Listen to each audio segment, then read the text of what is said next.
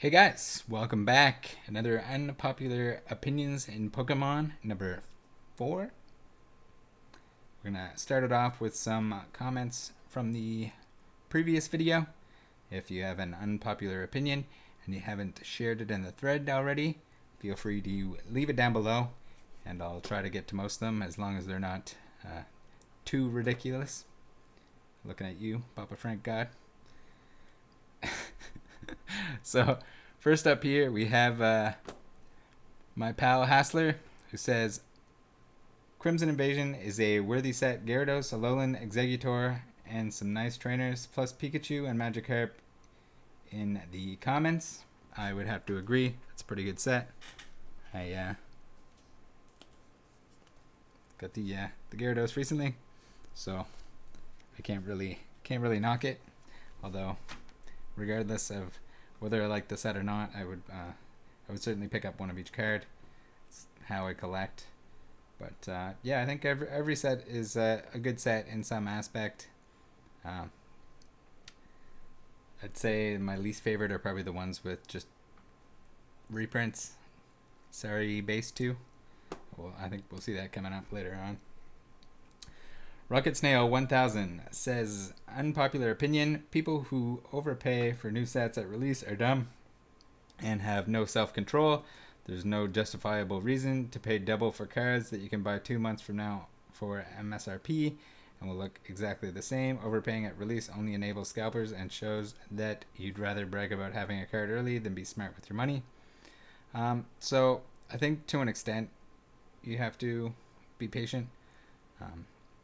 I know there's more excitement. It's more exciting when a set first comes out, and you'll see people that just lose interest in something as soon as the next shiny thing comes along. I think that's kind of a huge part of any set or era. Even you could speak to that. You could say that people are kind of over Sun and Moon, or when Sun and Moon was a thing, people were over XY, and XY was extremely cheap for that reason. So I don't know. The scalper thing is, again, not a big deal. That's going to go away. Typically, people are not just buying stuff, anything and everything Pokemon off the shelf and reselling it, because that's not how it works. And I would say, even depending on your area, I guess, you don't even have to wait 2 months before there's stuff on the shelf. And especially now we're seeing that. So, yeah, I don't know. For singles, I would completely agree. If you can find product at MSRP, then go for it. Opening product in general is typically not a good idea. If you're looking to complete the set, or you're looking for a certain card, you're almost always better off just buying the card instead of opening the packs. If you really enjoy opening the packs, then great, open some packs. And even then, if you're collecting full sets, it's always good to maybe open some packs, and then before you start hitting duplicates like crazy, get into buying the singles to complete it. That's sort of my go-to. Either trade. If you open a little bit too much, it's not a big deal. You get some duplicates, you can trade and sell, but it depends how much you want to put into that. I personally would rather have different cards than duplicates, so do you. But yeah, patience is definitely a virtue in anything collectible or anything of this sort, especially Pokemon, and especially in 2021. Papa Frank God says, unpopular opinion, Rattle's channel is good. I don't know if this is supposed to be a compliment, if this is your opinion, but you think other people don't think so. Maybe a little backhand there from Papa Frank. And then Hassler again says, Pokemon are releasing too many expansions per year cycle. I don't think they're releasing too many expansions. I just think that the sets are so large right now. Maybe they need to dial that back a little bit. I like big sets, but at the same time, when it's big set after big set and you're just getting slammed with these, it's a lot. Especially as a set collector. So, all right, let's get into the regular stuff. We're starting off with a King Pokemon, Gary here, who says, Overpaying for any Pokemon card is great for the long-term health of the hobby. Low ballers and bottom feeders have the opposite effect. It's almost like they're collecting money and not the collectible items we all love. Harsh enough, LOL, winky face. So, everyone has a different kind of definition of overpaying. I would say paying market value for something is certainly good for the hobby. That way both parties are typically happy, and chances of things getting older and going up in price are pretty good. So if it's something that is hard to acquire, maybe you overpay for convenience, or you don't think you're gonna find that rare item again before it does go up in price. So I don't know. It's situational. I don't think you should necessarily just like 2x everyone that's asking $10 for a $10 card. I think that $10 is fine. Next, we have Kraz, who says, secret rares, hyper rares are a poor attempt to fix the death of the first edition cards in the English set. There is not enough new, rare, or limited product to collect for people who don't play the card game. Still better than nothing, of course.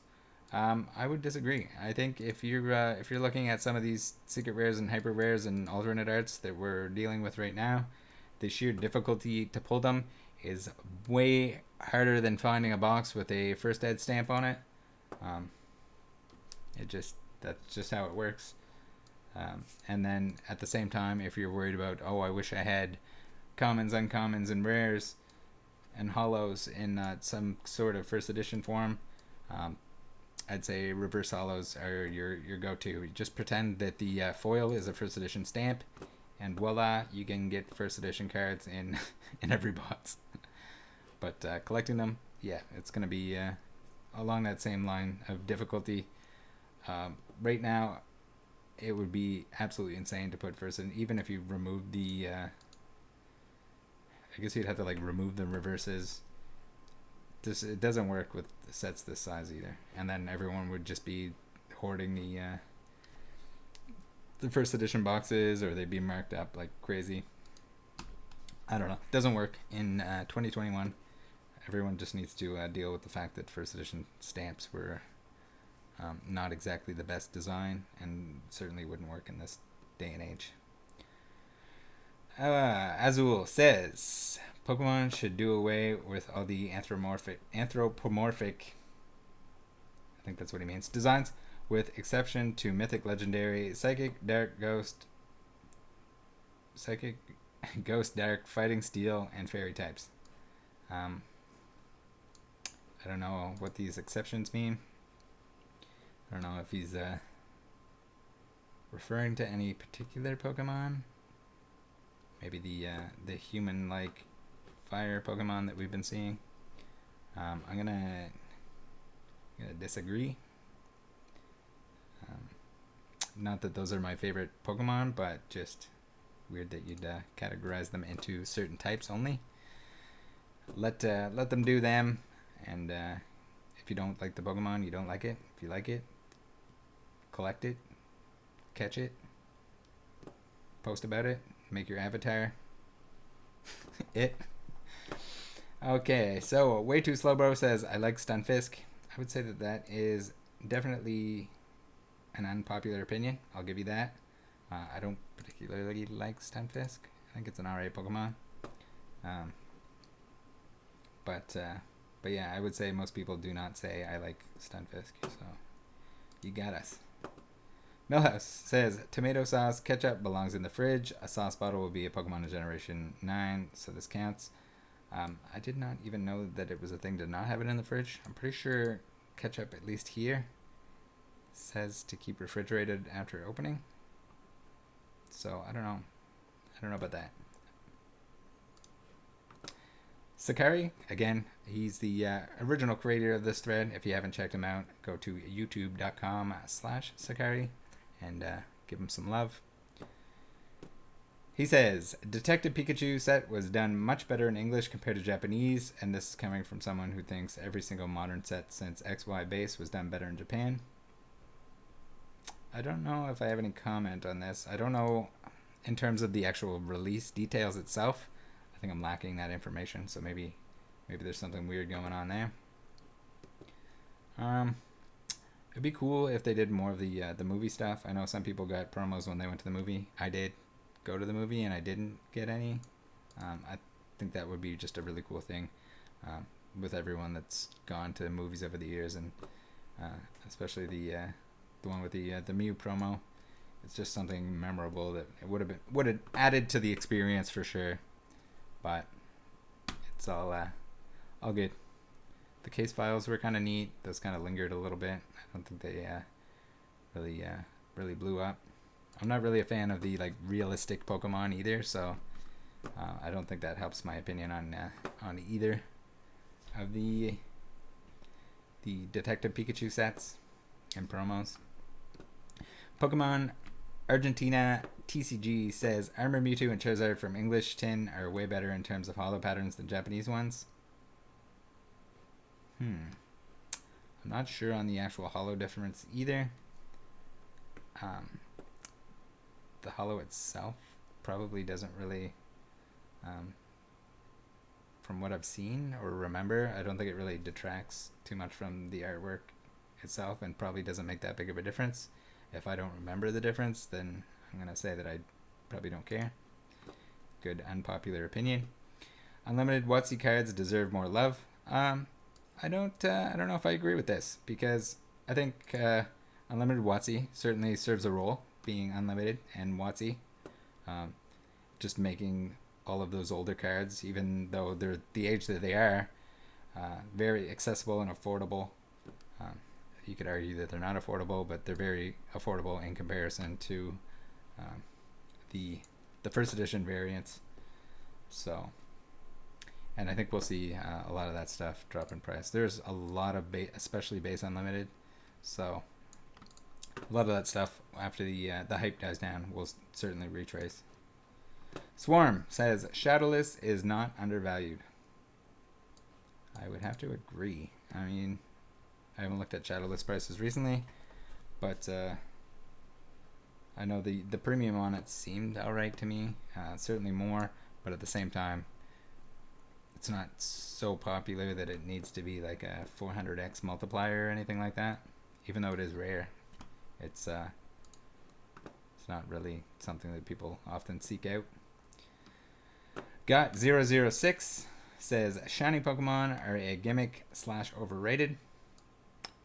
Certainly a gimmick, overrated. I think sometimes they can be overrated just when they're like overused and abused. I think we're seeing a little bit too much of it with these shining sets. The 8 jillion McBillion baby shinies in Shining Fates. And then we're going to get a little clap back from Cross here in reference to that last post. If you didn't notice, Got's avatar is a Golduck, and Cross obviously likes shiny Pokemon, so says Golduck is stupid. I don't think Golduck is stupid. It's not my favorite or least favorite Pokemon, but I know there's a lot of people that like Golduck. Pika Critter says, I hate Grookey. Well, this is getting really negative, guys. I'm going to have to ask you to dial it back. I don't hate Grookey. I think the starters, the starters are, maybe their best forms are the initial forms. I'm not usually a big fan of starters anyway, in terms of comparing those to other Pokemon that I like throughout the games. Sacari says Venusaur is a frog. Alright, I mean, kind of accept that. Frog with a plant. Algo says, I would rather have 6 PSA 9 first edition dragons instead of 1 PSA 10 dragon. So I guess we're talking about Charizard here, not dragon type, FYI. Yeah, I can see this. I would say that there's a lot of people that really value that PSA 10. As you guys probably know, I think the grades are very subjective, and between 9s and 10s, one of these 9s, one of these 6 9s is probably even able to be cross-graded to a 10. So, graded cards are silly. Broccoli says, you can crucify me for this, but I think Jungle is overrated. I would disagree. I don't find many of the cards from this set memorable except for the Evolutions and Clefable. It also gets outclassed by Fossil, which has the legendary birds, fan favorites like Dragonite, Lapras, Gengar, and Raichu. And in the Japanese version, Mew. Meanwhile, Jungle has Victory Bell and Vileplume as holos. I don't know. I like Victory Bell was in the anime. Vileplume was, Erica's Vileplume. So these are all like popular Pokemon in both sets, just because a lot of them got showcased at that point in time, where there's only 150. So also Pokemon that haven't been seen in the base set for the most part, in these sets that came out afterwards. I think Jungle is only popular because it was one of the big three that came first, so it gets carried by base set and Fossil. Yeah, I think most people would not say that Jungle is overrated. And I think I personally I like Jungle better than I do Fossil, but they're both nice and they serve their purpose. Spore says that base set is one of the worst sets. From an art perspective, the later on sets are kind of better because a lot more went into them. First starting at the TCG, the cards themselves were basically art of the Pokemon, and then the background on most, if not all of them, were sort of a secondary thing that was tossed in, or with the holos, typically there wasn't much background at all. It was just like an artwork that was done of the Pokemon. See a lot more creativity over the years that it developed, especially now with the variety of artists and everything else that goes into it. So, the thing is, like, base set is there, and it was just, that's where it all began. So it's hard to criticize it as the worst set. I would have to disagree with that for sure. Maybe if you went into more specifics about comparing artwork of base set to something modern, I would take the modern art for sure. Even by the same artist, typically their later work has a lot more detail and care that has gone into the game that has grown over the years. Papa Frank God says, unpopular opinion, I like legendary reverse holos more than base set unlimited. There, I said it. I wouldn't say that this is totally unpopular, especially if you're just comparing base set unlimited. If you're comparing actual base set first edition or something like that, I would say that this is definitely unpopular. But I don't know. A lot of people maybe didn't like the reverses from Legendary Collection, but I'm sure it's grown on them. Cosrob says, base set 2 is better than base set. Heavily disagree. I think in terms of as a player at the time, or as somebody that was just looking to get a hold of some Pokemon cards, base set 2 was a great way for them to print more base set and all the other playable stuff that went into base set 2. So, was it a good thing? Yes. Is it better? No. I prefer to just not see any reprints at all. I want new art, new Pokemon, new mechanics, new stuff. I love the evolving, ever evolving thing, without even promos nowadays on stuff that's needs a reprint but doesn't necessarily need the product reprint. For them to insert it as a promo with a different artwork on it is, I think, absolutely golden. Keeps it cheap for the players, but at the same time doesn't destroy the value of the card in the set or the cards in the set, because they just had to print so much more because they needed that Tapu Lele GX in there to be in more people's hands. So, all right, Omaya Haname says that Professor Oak is Ash's dad. I guess that's an unpopular opinion. That sounds more like fan fiction. We're gonna stay away from that. Diglett's Cave says the list of Pokemon ends at 151. Anything else is like fan fiction. There's fan fiction again. Edit Ho-Oh can stay, but he doesn't get a number. Right, so that sounds like a Gen 1er that wishes Ho-Oh was in the original. It kind of was, really, when you look at the anime with him flying in the start. Jokum says, Light Arcanine is the worst artwork of all time. Disagree. Jokum then says, keep in mind, these may or may not be troll comments, especially coming from Jokum. Megas was the worst concept of all time. Nothing is in the same galaxy. So, like, I don't really like the parallel world kind of thing that they did with that. I wish Megas still stuck around, and maybe there was a certain area that allowed for Megas. Almost sounds like the Galar region in a way.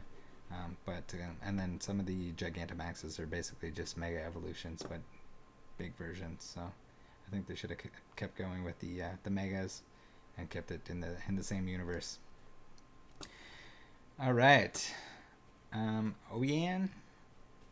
Not sure how to pronounce that. Protostoys is real. Yeah, Protostoys is really unofficial. That's maybe what you meant to type. Yeah, I don't know. He's really straight out of Shell's basement.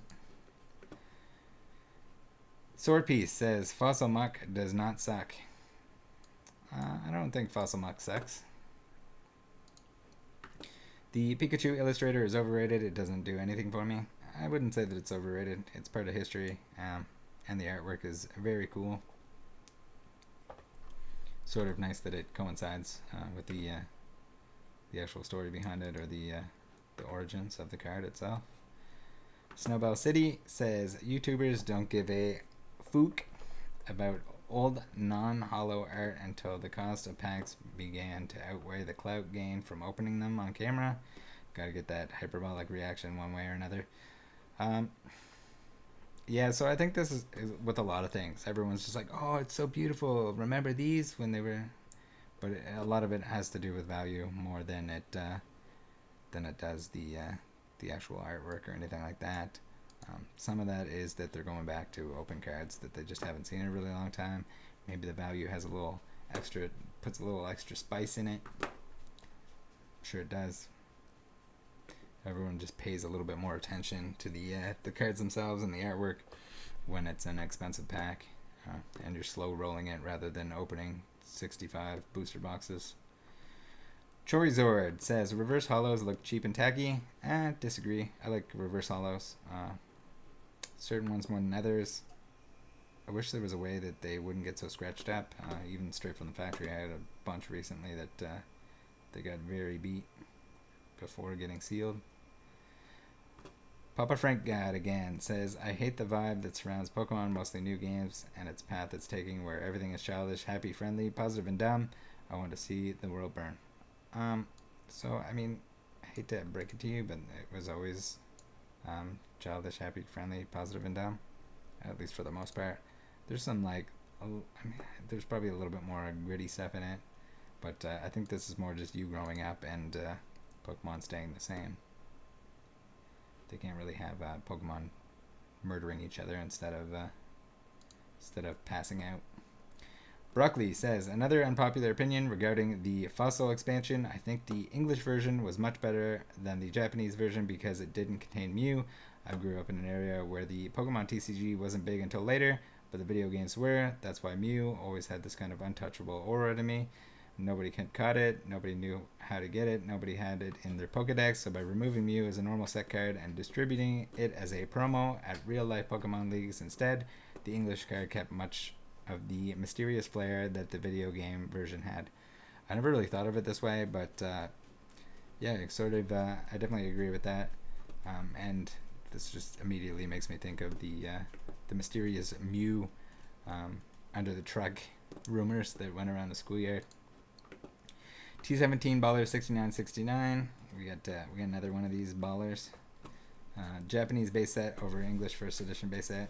I would disagree, but I also collect English, so maybe take that with a grain of salt. Charmeleon over Charizard. I think a lot of people would disagree with you. I don't think I prefer one over the other. They're both cool Pokemon and part of the beginning trio.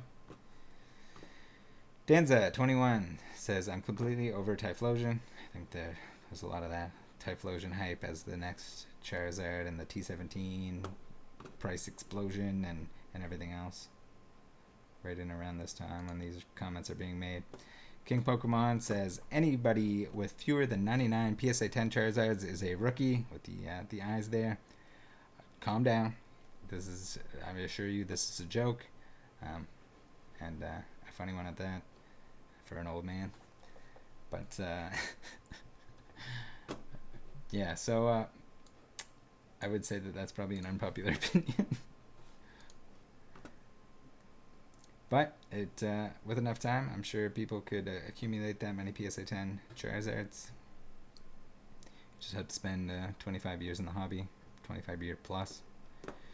Muck says, I love the early works of Ken Sugimori, but somewhere around the early EX era, he changed his style, got increasingly worse over time, and is now one of the most boring and stale Pokemon artists out there. This is where the downturn started. So before we get into this, I think this isn't necessarily a Ken Sugimori thing, because we've seen some absolutely stellar cards by him and artwork in general. This is more so just them using stock Ken Sugimori artwork and just plopping it on a background, which was a thing over the years, and even up till recent, you can see that they were doing that. So it could be just that they didn't have enough artists, or they didn't put the budget in place to hire enough artists, or if Ken Sugimori didn't have enough time to do a background, maybe they put the background on here. Maybe he just selected a random background to stick the Pokemon onto. But that isn't anything against the artist. That is more just going to show that maybe the Pokemon company themselves either got cheap or lazy on that, and didn't commission the full artwork. We see a lot less of that these days.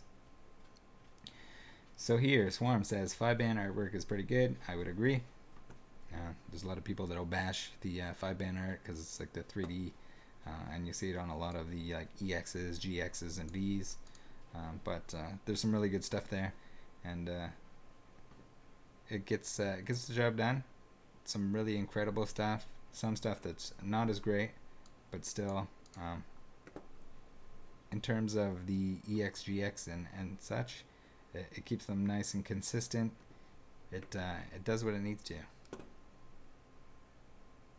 Also, some of the people that criticize the 5-band stuff, when the Amazing Rares came out, I remember having a chuckle because they were like, "Oh, Amazing Rares, these are awesome," but it was 5-band artwork with like rainbow puke around it.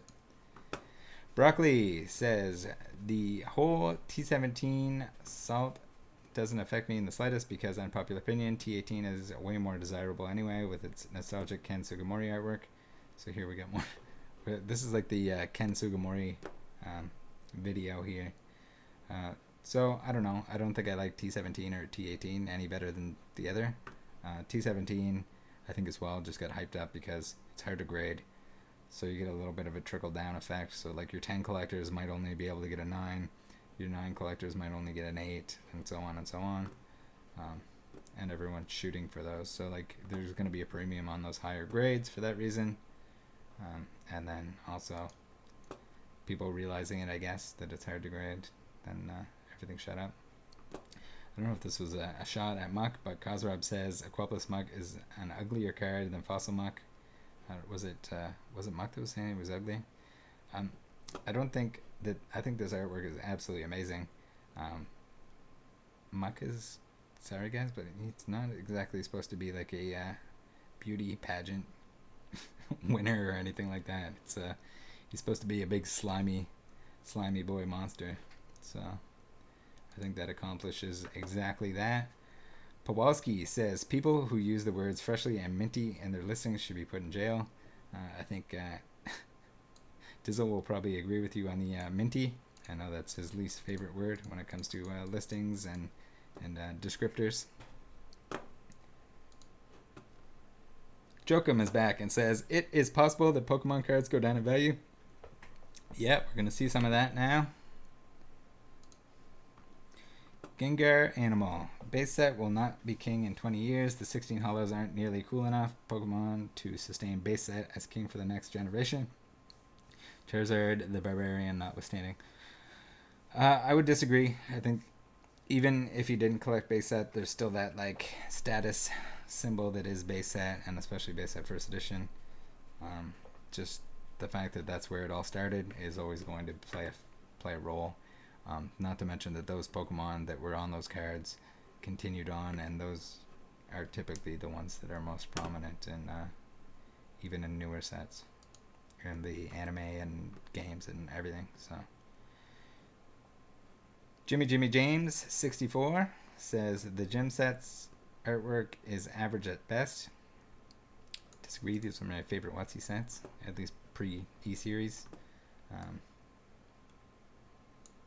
I really just, I mean, the artwork, if you're comparing it to some modern day crazy alternate art stuff, like, no, it doesn't stand a chance.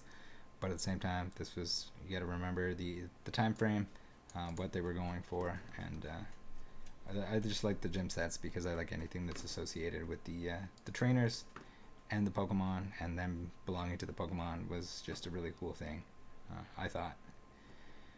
All right. Miguelito says, I always thought Skyridge was overhyped. Sure, there are some very good artworks, but mainly the Gyarados artwork, and some others didn't really pop for me. Overall, felt that people overhyped it, as it was the last WotC set. So, overhyped, yes, but also at the same time, it was the last WotC set, so people like to use that as sort of a bonus or an extra hype ability thing. It was short printed, so that's where you get a lot of the pricing from, if that's part of your hyped part. It's different because it's the e-reader, so some people don't like the e-reader cards. I personally love them. I think it's really cool that they tried to incorporate that. It failed miserably, but I don't know, it's still part of the history of the TCG of the cards. Also, the size of the set versus the amount of product that was printed, it's going to make them a little bit harder to obtain.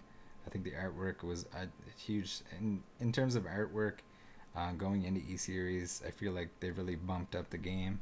So I think that's where a lot of that comes from too. The game was sort of dead at that time, or certainly took a huge dip. So not many people got to enjoy it at the time. But IDEP says cert numbers don't matter at all. Check the card quality, not the cert number. Yeah, I would agree, and I would also agree that the grade doesn't matter either.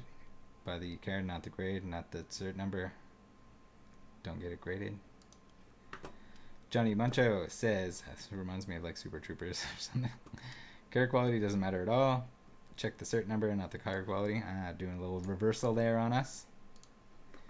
Shabby Cat says, eBay users with zero feedback shouldn't be allowed to bid on auctions. I mean, it's kind of hard. I know you kind of want to prevent shill bidding. Maybe somebody has to buy some stuff first before you are allowed to bid on an auction, so you don't get that shill biddage. But I mean, everyone's got to start somewhere, so it's hard to implement that. KingBoo64 says, people who buy all the copies of a card on TCG Player deserve to die. That is very extreme. I hope you're kidding. Yeah. So you dislike people that buy all the copies of a card on TCG Player, but I mean, at the same time, if somebody wants to copy or wants to buy a full binder worth of copies of one single card, who's to stop them? I mean, typically I'm assuming that you're referring to something that's been out for years and years, so let them collect how they want. It's unfortunate if you can't get a copy too, but maybe if you ask them nicely, they'll sell you one. All right. Palamecia says, finally, a chance to say some things out loud. All right, we got a list here. I usually try not to include huge blocks of text, but these are well mapped out, so we'll try and pound through them. PSA 9 and PSA 10 cards look basically the same. While I sometimes buy PSA 10 cards when focusing primarily on value, I personally couldn't care less if my card has some microscopic white speck on the back. Hell, I have PSA 6 cards that look amazing. I would agree. I wouldn't, for my personal collection, ever buy PSA 10. I'm happy with an 8 even is it's very hard to tell the difference between an 8 and a 9 or a 9 and a 10. So scavenge packs are ridiculously overpriced. I would disagree. I think this is just largely that there aren't that many scavenge packs because there wasn't that much printed. And that's just kind of what ends up happening. You see a lot of like base unlimited and fossil unlimited and stuff like that because there was just a lot that was printed in comparison to Skybridge. We don't have actual print numbers, but you can assume that it's much lower. Where the hobby was a lot less popular at that point in time. A lot of details people really care about, such as hollow bleeds and thin stamps, don't really do it for me. I don't think I would pay a penny more for a card with some hollow bleed. Same. I know a lot of people like this stuff, so that's on the person that's collecting. If they want to pay a premium on that, and they certainly will, then all the power to them if that's what they're chasing after. The Diamond and Pearl series have some great cards. While I mainly collect older cards, I have some level X's such as Gengar or Infernape level X that have amazing artworks. Yeah, I really like the level X's. I think that's one of my favorite, I don't know if you call those hyper rares. My favorite upper echelon of Pokemon cards. That era was not very popular as well. A lot of people don't like the level X's, but I don't know. I'm a fan. I think I like them even more than the primes. Never quite got people's issue with Pokemon such as Vanillish. Oh my god, an ice cream Pokemon, that's so stupid. Sure, but Bulbasaur is a walking plant and Charmander is a lizard that caught fire. What's the big deal with ice cream? Yeah, it's kind of the same way. Like until people adapt or get used to the Pokemon themselves from a new generation, it's always going to be the comments of like that's just X object turned into a Pokemon. But yeah, they seem to forget that the older Pokemon were that way as well. Despite what many other people have said, I believe old booster packs and boxes are simply amazing, not only because of the artworks, but to me, it almost feels like I'm holding a piece of history. So this sort of like goes against what you said about the scavenge packs being overpriced. I mean, maybe at this point in time or one point in time, they might have been overpriced and they might have corrected for it, but typically the market is going to figure out what the price of that sealed product is going to be, and the more of it that is opened or doesn't exist, the more expensive. If you think Charizard is cool, look at Porygon again. That's one quirky MFR. Yeah, I do like Porygon. I think he's one of my favorite Gen 1 Pokemon, so I'll have to agree with that, although I'm sure that's in the minority. Fight Club is much better than Inception.